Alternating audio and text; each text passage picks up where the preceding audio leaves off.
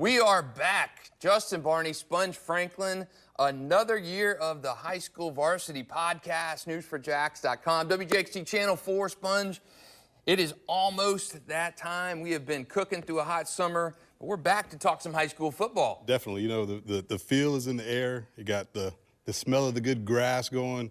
You got pigskins flying around everywhere, all levels. So high school football is back in flavor. We got big games, kickoff classic coming this Friday, and then we're week one, hitting the road, and let's do it. Getting going. So a big change this year for us. We're video all the time in addition to audio, so that means Sponge and I got to be presentable. Last year we did our podcast in the track booth room. It was just the mics and everything. But now we're coming to you each week video-wise, so check us out on YouTube or news4jax.com. So Sponge, before we get looking into big games and kind of talking nuts and bolts of the week-to-week action of the season, we're going to talk about kind of our thoughts from last year. I mean, it's been a year ago. Yeah. We've seen awesome athletes sign with colleges, making impacts with the college teams now, but the guys that are still here making an impact, we got a lot to talk about going forward, but first we like to look back on last year. So takeaways for me from 2022, the first season of Suburban Metro. We had a new playoff system in it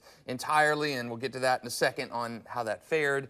We had a good season from University Christian, Bradford, Bolles. You know, again, a Bradford, that was kind of a run that surprised me a little bit. But when I look at last season, I look back and I say, man, what could have been? It just did not feel like it was, you know, it kind of felt like it was, no team actually went to a state title and won. It was, you know, not epic failures across the board, but you had high expectations, obviously, on Trinity. You know, we thought that they would probably get to a state title. UC derailed that for the first time, winning that game in forever. And then UC couldn't come up the next week to even get to the game against Chaminade. You know, and then across the board, the rest of the, you know, the big dogs, they just never could get anything going to get deep in the playoffs. So we kind of just didn't. It wasn't a disappointing year, but it was, in a sense, we didn't have that winner at the end. For me, it was the takeaway from last year with the playoff scenario, how it was. I think it's going to be more challenging in the Suburban Metro for our teams. Like, you know, there's no denying that our most successful teams are the private school powers. Yeah, it's been that way forever. You've got Bolles with well, state championships, Trinity and UC knotted at 9 apiece. I mean, you've got state championships that have kind of grown on trees for teams like that, for lack of a better term. And it's going to be more difficult for those teams to get there in the Metro Division. You go back the last, 20, 30 years, how many, teams that aren't private schools won state titles? Just the Reigns and the Mandarin. That's kind of it. It's been Bolles, Trinity, UC, and those guys in the lower classifications, private school areas. So hopefully, we've got some teams that can get cooking and win some of those suburban area, like Bartram's and some of those teams, St. Augustine. Can they take the next step to win one of those suburban, rather than being the Metro and the smaller private school teams? So hopefully, that's been the biggest takeaway I saw from the Metro Suburban run from last year. So it'll be interesting to see how it develops into this year. In the 1970s, and I looked at the stat this week, it was just astounding to me. So 1970, I'm coming up on my 47th year on Earth, which is crazy, Sponge. But since in my lifetime, which I'm going to wind the clock back to 50 years. So in the past 50 years, we've only had 10 seasons where we've not had a local team play for a state championship. And that was 10 seasons. Wow. And half of those were in the 1970s, 75, 76, 77, 78, 79. It's unbelievable. So really, we've had a pretty good run. You at least have a contender. Success of teams from our area either playing for or winning a state championship. And last year was to me an aberration. Only the 10th time in the last 50 years that a local team has not made it to that state championship game. And just the second time this millennium, back in 2000, was the only other time in the 2000 onward that we've not had a local team make that state championship game. And I think that was disappointing in a few reasons, because you thought from a suburban angle you would have a suburban representative in that state championship game. We had Columbia looking to get there. Bartram Trail was knocked off in round 2. You had teams, Bradford, making deep pushes, trying to get over that hump for that suburban area teams, and that did not happen. And then when you've got the traditional heavyweights in our area, the Bolles, UC, Trinity Christian triumvirate not making it into that title game for the first time in what feels like forever. Yeah. That was a little bit of a surprise to me. No, for sure. Well, especially when you got Trinity and UC in the same, district or class and all that, one of them was going to have to knock each other off. So that was going to be one team out, one team possibly in and moving on. And, UC knocked off Trinity, but then didn't get to the state championship game. So, like I say, it's going to be a different dynamic to some of these teams and what they have to do to try to get back there. But I think we've got some hopeful contenders this year. So hopefully, we can get some guys that can win some of those games that, they traditionally haven't won before. It would just surprise me. I mean, UC last year, perfect example, beat Trinity for the first time in what felt like a millennium. Forever. And you go into that state semifinal game at home, everything's set up for you for big finish, getting to that Chaminade game in the championship game, and you go out and lay an egg in that game. And I know that one still grates on David Penland III and UC, and our Offensive Player of the Year last year, Orel Gray. Baller. Fantastic 5-year player at University Christian. DeCirio Riles, another guy who had done it for years at UC. Yeah. So you kind of thought these foundational pieces at University Christian would get over that hump. It would have been cool to see that, but it did not happen last year. So I do think the takeaway from me is it's going to be more difficult for our local heavyweights who have been there and done that over the decades, Bolles, Trinity, UC, to make it in that metro. Before, you're probably playing a pinata, paper mache in that first couple rounds of the state playoffs if you're a Bolles, Trinity, UC. And then now you're having to play some, maybe not heavyweights each round, but guys who are going to kind of push you a little bit in those earlier rounds. And it makes a difference when you get to that regional final, state semifinal round for those guys. Yeah, definitely. That's been the biggest takeaway, when we were at Trinity, before they did the Metro and Suburban, I felt like your first round game was a cakewalk game. And then your second round game usually was a team you already played before. So you kind of knew that opponent. It was probably a local team. Then the third round game would be somewhat difficult, and then it was easy until the state championship. So it's like now it's kind of changed to where you might have to play some heavy hitters all the way through, except for maybe that first round. And that's tough, and that makes a difference for teams that are, people look at Trinity and UC and Bolles in a sense and say, oh, these guys are dynasties and they got depth and everything. You don't have the depth that you once used to. And no, for sure. That's, again, when you're having to play those, to me, the playoffs always started for those local heavyweights, the Bolles, UCs, Trinities, in maybe the second round if you're an NFC, University Christian. But that third round was always that kind of the start of the playoffs for those guys. And now you're not going to have that as much, and that makes a difference depth-wise. Trinity, UC, and Bolles are not nearly as deep numbers-wise, talent-wise as they were 15, 20 years ago. It's a fact. It's not happening for the numbers-wise, the numbers games like it used to happen for. So I think it's a more difficult setup for our Titans than they've ever had before in terms of getting that postseason. Totally agree with that. And then on the flip side, too, I think it's even tougher sometimes for some of these suburban teams now, because I think the depth in those regions are going to be tougher for those teams to win. So it's going to be all across the board. I think I like the way it's kind of structured now, because you have the separation between kind of your suburban big schools that are, kind of like your Bartrams, and then, your private schools, sectioned off to where the depth of those leagues, it's tougher to win as you go on. So it's definitely not a cakewalk, and there's only a reason we've had the certain teams who have won over the last several years, and then we can't get any really public schools here to compete and win. So it's always good when we can find somebody else other than your traditional big boys to make it all the way to Orlando or Tallahassee or wherever they're playing the games. Right. So yeah. I think, and we've not seen this since 1979, 1980. Back-to-back years of no local teams playing for a state championship. I would think that's going to change this year. You think that's going to change this year? Okay. So that kind of leads into our next topic and what we're looking forward to in 2023. There's a lot of interesting things heading into this season. We covered a little bit of Suburban Metro just now. I think that bears watching, because I think for the Metro teams especially, it's going to be a more challenging path to get there time and again. We're not talking about winning a title.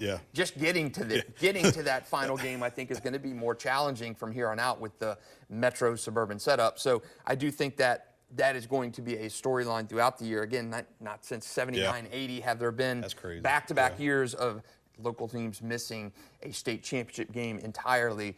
So I think that bears watching. So for me, storylines heading into this year, I do think that it's interesting to me that we had almost 24 high school head football coaching openings change this year. So we've had 19 head coaching changes in this offseason. There was a lot of movement for sure. A lot of movement. Yeah. And the guys, the Verlin Dormanies, the Marty Lees, rolling the clock back, Joey Wiles, Corky Rogers, Chuck Dickinson's at Keystone Heights. I think gone are those days where you're going to see those guys that stay there and become an institution. I mean, Verlin is really the last guy standing in this area who's been there. I think he's starting year 33, year 34. You're not seeing that anymore these days, and it's. I think that's going to be something that continues to repeat. So the change agents at these schools, where you've got new guys coming in, and 19. That's a staggering number in our area, where we cover in excess of 60 schools when you factor our South Georgia region in. But man, when you're talking almost a third of the area, definitely a lot of turnover this year. That's just stunning to me. No, that's crazy, because part of it is not crazy because we always talk about the pay for coaches in Florida versus your Georgias and your Texases, and then it's a time-consuming thing, man. And it's as we've gotten on a little more, we talked earlier today about social media, just how things have changed so much that it is truly year-round. It does not stop. I mean, you don't get a break, and if you do get a break, you ain't winning, because you've got to go as soon as the season's over. Hopefully in December, you get that little Christmas break off, and then January you're right back in the weight room doing conditioning. Conditioning goes all the way up until spring, and then you get that little time off right there, and then you're on summer conditioning, summer workouts, all that, and then boom, August is here, and it does not stop. It doesn't stop. So it's a grind for some of those coaches, and I think some of them either have been in a good enough time and they're just like, you know what, I'm good, I'm done, or they're like, this pay is not good enough, it's not working out. And then, so you get a combination of all that stuff, and then you get some coaches leaving for better opportunities, maybe didn't have the type of support they had at one school and then going to another school. And, so you get a lot of moving and shaking, a lot of moving parts with all that. It's so interesting to me when I was growing up and covering high school football, you'd see the Kevin Sullivans and the Marty Lees and the Verlins and the Corkies and Joey Wiles and Daryl Sutherlands that had been there, and truly loved what they did, and still do love what they do. But you've got kids and you've got a family, and football never stops, and social media and the time constraints and what the expectations are on coaches and their staffs nowadays are just staggering. I don't think you realize that if you're not a fan, a teacher, a coach, really what that entails. And I had a chance to ask that question at High School Media Day late last month, and going to listen to Toby Bullock here. He's still a younger coach. He's a guy who played high school football in the area, went on to Marshall and had some good success at Marshall, and he's come back and head coached at Wolfson for a little bit of time, and then went over to Mandarin. Was the offensive coordinator on the state championship team with Bobby Ramsey and Carson Beck. DeMario Douglas leading the way. Now he's leading Mandarin, his dream job, and I thought it was interesting to hear what he said at High School Media Day about the constraints and the issues facing coaches in the current era. Let's take a listen. When you break it down, you get paid to teach. You don't get paid to coach. When you break it down, this goes for every gentleman, woman, female, any coach that's in this room right now coaching football. Football is a year-round sport. If you break it down, and obviously it'll vary for how much time people are putting in, we make about 10 cents an hour when you break it down. When you take your stipend in Duval County and you go through the summer and all those months that you're working free, it's about 10 cents an hour. And people don't look at it that way. They don't think of it that way. They think you should just do it. We do it because we love to do it. We like to compete. We like to be around the kids. We want to make them better. Football probably did something great for us. But the simple fact of the matter is our pay is ridiculously. It's why so many guys are running to Georgia. People want to feel important, when people want to feel appreciated. One way you show that is by giving them your time, giving them their enthusiasm, and by paying them what they're worth. And by no means is this me preaching about the pay, but that is a simple fact, is coaches in high school don't make enough money for the time that they put in. It needs to be a percentage. There's other states doing it better that have less resources than we have the state of Florida.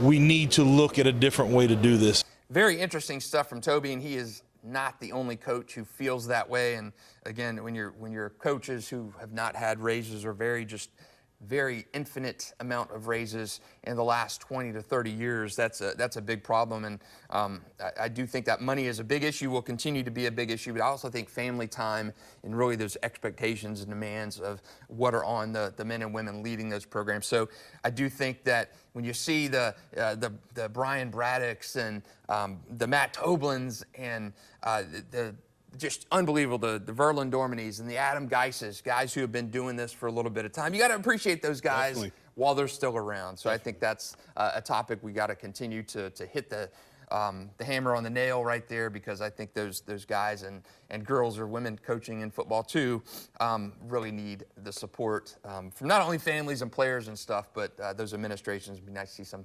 dollars headed their way too. For sure. Next topic as we roll in, we're going to talk kind of teams. We'll unveil the Super 10 next week, but Sponge and I are going to talk a little bit about 4 teams apiece that we're looking forward to seeing stuff from this year. And Sponge, I'll let you lead things off. Who's a team that you kind of have eyes on? You know that I got to be a little bit biased. You know, my TC boys, Trinity Christian. I still think they're one of the top teams in the area. They have been. Obviously, you summed it up perfectly with when you got a guy like Verlin, V-Man running the show for 30 plus years. You've got that tradition, the continuity, everything, and then just the staff is good. You constantly have good players. So, like, the team is always in the running for a state title. They're always good. So, this year's no different. Obviously, they're led by, Colin Hurley, who reclassified in the 24 class, committed to LSU. He's had a busy offseason with all the, the big-time Elite 11 camps, running the whole offseason circuit, 7-on-7, all that stuff. He looks poised to lead them back to a state championship run. You lose Trayon, who's a big part of that offense, running the ball. But Darnell Rogers, I think, is highly capable to be the replacement, to get the full-time reps, to get the major reps. Right. And I think he'll be the bell cow, obviously, for that ground game. They do have a couple young guys who also look promising. And then receiver-wise, they look pretty loaded. They've got I was over there the other day talking to Gus, and obviously, Miles Burris is the headliner at receiver. Yeah, he's good. And sometimes they'll wrinkle in Kyle on offense as well. But they've got a couple other guys who transferred in from Reigns, and then they've got some guys who've just been around who are finally developing more into that offense. So if the offensive line can play well, Gus can be balanced on offense. The defense is always going to be good, obviously led by Cam. And they've got a pretty good secondary with Kyle back there, controlling the secondary with Jake Jones at corner. So I feel like they're one of the top teams in the area, and I feel like they're going to make a deep run, and it's going to come down to, obviously, them and UC again. Yeah, and they were 11-0 last year going into that UC game, so you got a lot of those guys come back. I know Trayon Webb is not back, but, Darnell Rogers, led him to a state championship just as much as Trayon and Colin that year. He was fantastic as a back, so it'll be good to see him getting those number 1 reps in a sense. And, again, I love Miles Burris last year. He was a great player. I thought Cam Anderson was probably in that conversation as the best defensive player in the area last year. He was in that mix. He's a to monster. me, behind Grayson Howard, Cam Anderson was phenomenal last year. And Kyle Bolson is an absolutely stud athlete, picking off passes, catching passes. I like Trinity this year. For me, I'm gonna hit 2 at one time. Bartram and St. Augustine, both St. Johns County teams, and I like these teams for different reasons. For Bartram, new coach this year. First time. I think that's a major thing at Bartram Trail. Daryl Sutherland had been there before they even like you saying that football field down. You saying that right now, I'm just like, damn, Sutherland's not the coach it's crazy. It's unreal to think Daryl Sutherland is not there anymore. That's crazy. Corey Johns is leading the way over there now. That'll be good to see him, what he does with that team. And I think Bartram has got some excellent pieces coming back. Definitely. When you talk about the pieces you need to succeed on offense, you got a quarterback in Riley Trullo, and you've got a running back, a big running back in Lathan Biddle. So I love those 2 guys in that Bartram offense. Be interesting to see what they do. And St. Augustine, to me, and I've said this since high school media day when I talked to Brian Braddock, when I go back to St. Augustine, I covered St. Johns County. I was in St. Augustine as a sports editor for many years. So I got to see a lot of these teams up close and very detailed for a lot of time. I go back to 2003, and that was a year coming off. In 2002, they made the state semifinals. Willie Cooper was there. He was a great player. Ended up going to Miami and having not a crazy memorable career there, but graduated from Miami. He was just an awesome player at St. Augustine when he was there. He was good. That class leaves, and you're starting over with a bunch of young guys, freshmen and sophomores at St. Augustine in 2003. They didn't win the district, but they got into the playoffs. They went 7-3 in the regular season and played in the first round of the playoffs at Clay. Got smoked in that game. And those guys on that team, Brandon James, Quentin Hancock, Jaquez Rickerson, Matt Garris, all these young guys who kind of waited their turn, took their lumps in a sense, as much as you can be considered taking lumps in a 7-3 regular season. And they put things together that 2004 season. They were undefeated until they played Bolles in the state semifinals, and Bolles absolutely wrecked them. That's the best Bolles team. Probably the best team I've seen in person with my own eyes was that Bolles team in 2004. Riley Skinner, just Rocky Ross. That team was absolutely loaded. So St. Augustine comes back in 2005 when Brandon and Matt and Jaquez, Quentin Hancock, all those guys were seniors, and they run the table 15-0. Go to the state championship game. That was a good team. Punish Sarasota Booker in that game, was not even close. And this, I'm not saying this St. Augustine team is going to win a state title, but I do think the similarities are there. You've been starting freshmen and sophomores the last couple years in St. Augustine. I love their pieces. Lachlan Hewlett, quarterback. Got some unbelievable receivers. Devontae Lyons in the backfield. You've got some studs who have taken their lumps, in a sense, and growing pains. And again, finished 7-4 last year. Had a good playoff run or playoff game. And I see similarities between this St. Augustine team and winding the clock back to those 03, 04, 05. The crazy part about that, too, is those guys are still, they were just sophomores last year. So, yeah, they took their lumps as freshmen and sophomores, but they're only juniors. Right. So they got a 2-year window run, so I think, I echo what you just said. I think Lachlan Hewitt and the receiving core, they can throw it around all day. Lyons is a beast in the backfield, a 1,200-yard rusher. They're definitely one of my teams that I love going into this season. So I'm just hoping the hype will follow it and basically be like, okay, let's see what happens, because they get some of these big key markup games that we've got against. They've always played Bartram.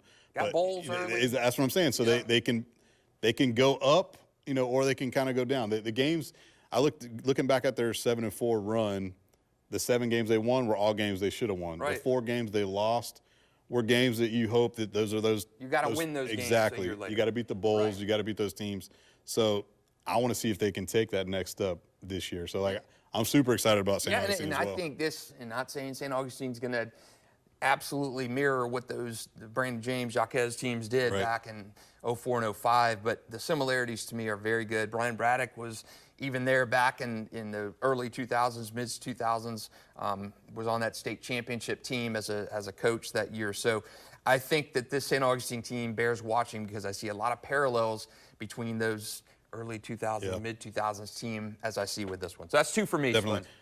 My next one is the hype machine, the hype train that's been going on all season, all summer, the Mandarin Mustangs. Yeah. We talked about Toby. They already had a good nucleus there. They were coming back, obviously headline with Trammell and Jamie French. That's Florida State, Alabama, newly minted Alabama commit at wide receiver. Yep. That combination was awesome last year. I told you I like their backs. I think their backs are a little underrated. They added another wide receiver transfer, and then they added a Jackson offensive tackle. Then they've got 2 lockdown corners, linebackers. Right. Like, they're loaded across the board. And they picked up Stubbs from Oakleaf. So they hit the portal hard. Yeah. And like I say, they're majorly hyped right now, but let's see if you got to do it on the field. You got to put it all together, and they get, like I just said earlier, they get some of those marquee games early till we get, let's find out if you guys have done all the work in the offseason and gelled together and come together as a team. So I'm definitely looking forward to Mandarin. I know that everybody's hyped up around the city and talking a lot, and are they deserving of all the hype or not? So guess what? We get to you get to see it early. Meets leather. Let's go. So you mentioned Mandarin and the hype, and I've had coaches say to me, "Why there's so much hype for a 5-5 team?" And it's absolutely warranted. right. But, it's warranted. And I look back, and this is funny. I toss it back to another time when I was in St. Augustine, and there was so much hype around Nice. So Nice, Tim Tebow transferred there in 2003, his sophomore year. Nice goes 5-5. Yeah. Tebow breaks his leg in the 9th game of the year. Doesn't play the 10th. They lose to Middleburg in that 10th game of the year. They finish 5-5. You're like, yeah, coaches back then were saying, why is there so much hype around a team that went 5-5? Yeah. Why? I don't understand the hype. You say, well, you got Tim Tebow. You got a defense with Charlie Kirschman. You've got Manny Wellington. You've got guys over there that are sophomores and are ballers. And, you know, Tebow was obviously at the forefront of that. You got guys transferring in there. You've got some hype around them. And the hype was validated. I mean, East was fantastic. They played in a regional final that year, lost to St. Augustine in an epic game. And they win the state championship the following year when all these guys were seniors. So the hype was justified. Yeah. Kids want to play with visible players. It's so much easier to transfer nowadays. Kids want to play with a Tramel Jones. Yeah. They want to play with a Jamie French. They want to, exactly. Derek Plaz, who comes over from Jackson, you want to block for a Florida State quarterback. So exactly. I've said since I've started doing this, the best programs recruit themselves. Yeah. And I think Mandarin is a good example of that. Kids want to come over and play. They want to be in those visible games. They want to play with a future Elite 11 or opening kind of guys. And Mandarin, you've got all the pieces now. I think they're on paper the most talented team in the area. I don't think there's a question about that in terms of prospects. I mean, the 25 class is just ludicrously talented. Yeah. And some of those guys play at Mandarin. So the other part of about it too is the fact that going back to like St. Augustine, these guys, they got an insert of new guys that are obviously already good and well established, but some of those guys that were on that 5-5 team are back again. And then I felt like their defense was young last year. So what do we always say? You know, year 1 to year 2, all that jump, and you know, one more year together, because you know high school is different than the pros, and like you get that influx of talent or you have like a big group coming back. You know, definitely helps out your whole team overall. So, yes, they were 5-5. Yes, they lost some games they probably shouldn't have last year. Yes, they probably were a little maybe overrated or just didn't play up to the capability last year. But now it's on you now. Yep. Now you got all the hype, you got all the players. Yep. So now let's see what happens. You got Tramel Jones at quarterback. You got Hilton Stubbs, a 5-star guy in the secondary. Jamie French, we talked about him, receiver going to Bama, commit in the class of 2025. Derek Plaz, Jackson transfer. Miami. He's going to be a monster. John Mitchell, A.J. Belgrave Shorter. These guys are 3, 4, 5 stars. Yeah. And, I mean, everything is set for Mandarin to have that just breakout year. And, you know, Toby Bullock, when I talked to him at Media Day, he says, you know, I couldn't, you know, last year when you looked at our schedule, you knew there was going to be some games where, you know, I thought we had more talent, we should have won. And there's some other games where maybe you're not the most talented team on the field. Throw that out the window this year, because every game, 10 games out of 10 this year, you got the most even talent. into the playoffs, I think you're going to be the most talented team that you're seeing on, you know, for Mandarin. So I think you got all the pieces. Let's put it together. 5-5 this year is going to be a disastrous disappointment. Oh yeah. You can't do that. And they are. You better be, you know, 8, 9, 10. You know, exactly. Yeah. And then you better make a run in the playoffs. You got to. Yeah, you got to. for sure. My final two teams, University Christian and Fletcher. We talked a little bit about UC at the beginning of this, and UC, it's how do you rebound? There's no Orel Grade, no Desiree Riles. UC went to more of a passing attack to capitalize on receiving threats. You know, Alford was a baller. He's a beast. So if UC, how do you rebound from last year? How do you rebound? How do you replace the 2000 all-purpose? Again, you're talking from Orel, you know. You're talking about foundational pieces that you have to replace. Desiree Riles was a starting quarterback when they beat Bolles for the first time ever, 21-14 in the Bolles City Showcase a few years ago. So again, you're having to replace foundational pieces, and I know coaches talk about next man up, but again, you have guys that are you know, talking about University Christian, you have guys that are probably top 40 guys all time in history of your program when you're talking about Desiree and Orel Gray. So you got guys coming back. You got good defense, Luke Thomas in there, man, in that linebacking core. You got Genoa back. You've got guys who are going to be ballers. Who are going to step into that role at UC and try and get back to that regional final and beat a Trinity. You know it's going to be UC Trinity again. Exactly. And to me, Fletcher would be my fourth team that I'm looking at. C4's third year. You got Marcellus Tate, who's been playing there for, I told him it seems like he's been there for 10 years. Yeah, he's been there for Marcellus has developed. He can throw it. He can run. And again, Fletcher's a team where the tradition is there. You're not happy at just making the playoffs, which they've done for the last couple of years. You win a district title, over Nice a couple years ago, and then you go back last year and you win a district title again, go out in the first round of the playoffs. We're beyond the point at Fletcher of just making the playoffs. You're Seatric Faison, you're probably the most accomplished, notable, recognizable name and face in Fletcher history. Definitely. It's time to take that next step. And I know C4 and Marcellus, haven't talked to them both at Media Day extensively. They're ready to take that next step. They feel like, almost in a Mandarin sense, you can't be 5-5 and just go one and done in the playoffs. You're too talented. You're too good. You've got 3 dozen seniors on this Fletcher team. This is the year for Fletcher to make some noise. And I think they've got the pieces to I agree with that too. Not only make the playoffs, but get further than just one round. Agreed. Fletcher's one of my teams that I love what C4's built over there.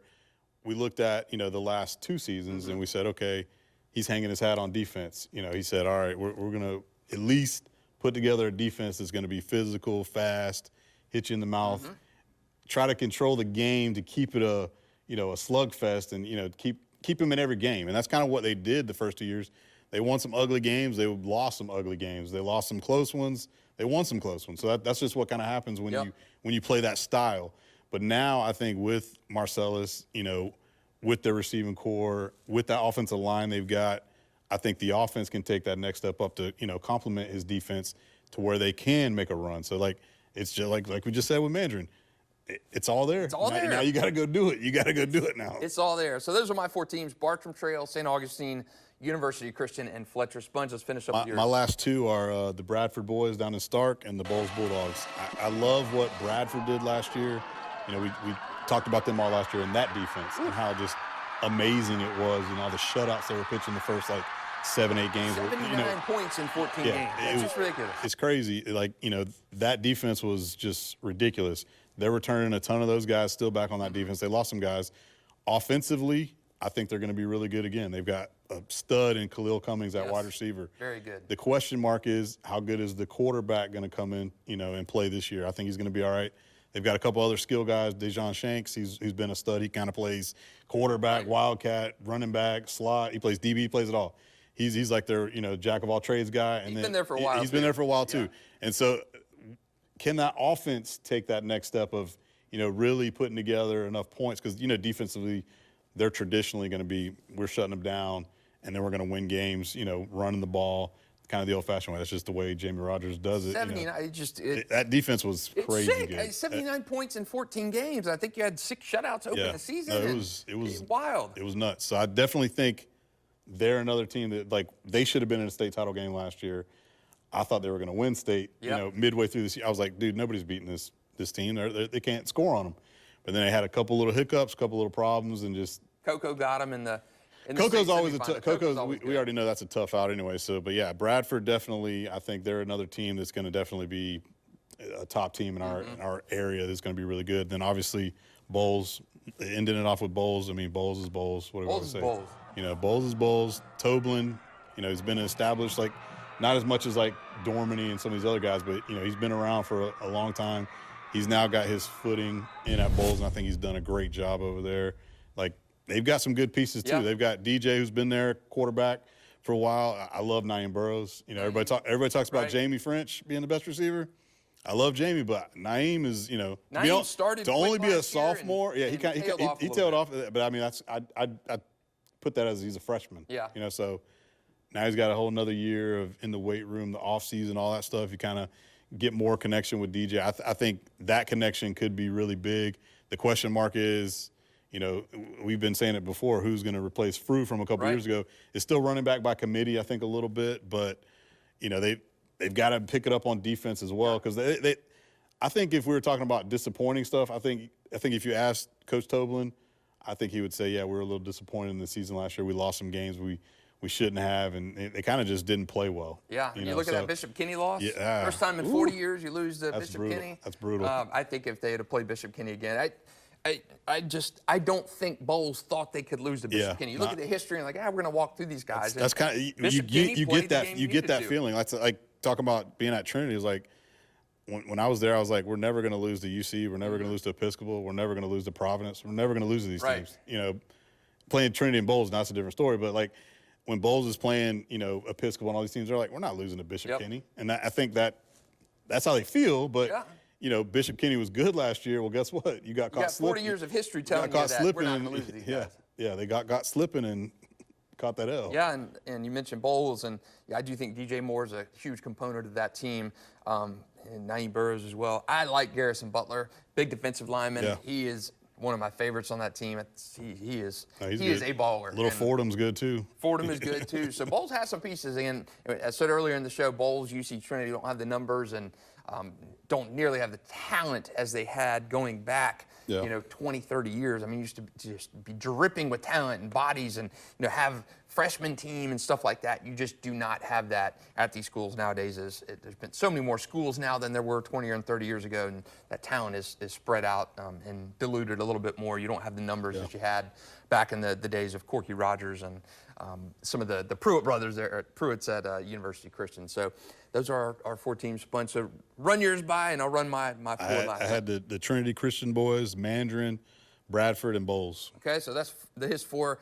Bartram Trail, St. Aug, UC, and Fletcher are my 4. So that's 8 great teams to kind of. That sounds like 8 teams that are going to be in the top 10. Maybe. 18 maybe in our Super 10 next week. So a lot of good teams in our area. That is it for our debut edition of the Varsity Podcast for 2023. Regular season right around the corner. It actually starts on Friday. We got Kickoff in the Classic. Peach State and that too, exhibition games and Kickoff Classics on Friday. As a reminder, Sponge Franklin and I will be coming to you weekly on video, on podcast. You can download us wherever your favorite podcasts are found, or find us on YouTube or news4jax.com. That'll do us for a week 0 edition of the Varsity Podcast.